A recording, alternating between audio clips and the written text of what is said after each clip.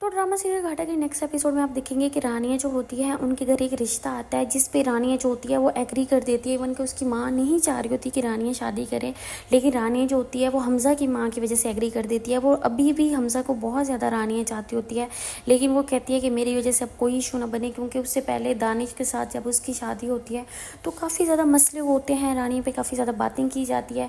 हमज़ा की माँ जो होती है वो रानिया के फुल खिलाफ़ होती है, वो बिल्कुल नहीं चाहती कि अब रानिया जो है हमज़ा से शादी करे। और दूसरी साइड पे जो हमज़ा होता है वो अब भी रानिया को बहुत ज़्यादा चाहता होता है, वो चाहता है कि रानिया और उसकी शादी हो जाए।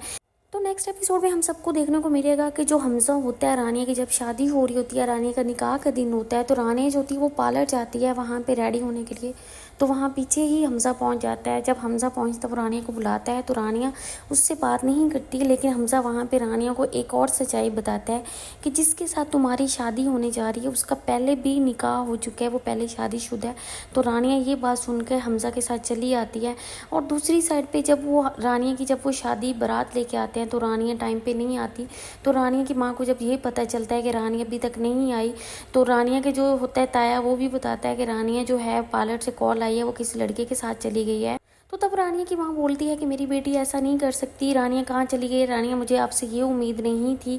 तो दूसरी साइड पे जो हमज़ा की माँ होती है वो भी काफ़ी ज़्यादा खुश हो जाती है कि रानिया शायद किसी और के साथ चली गई है।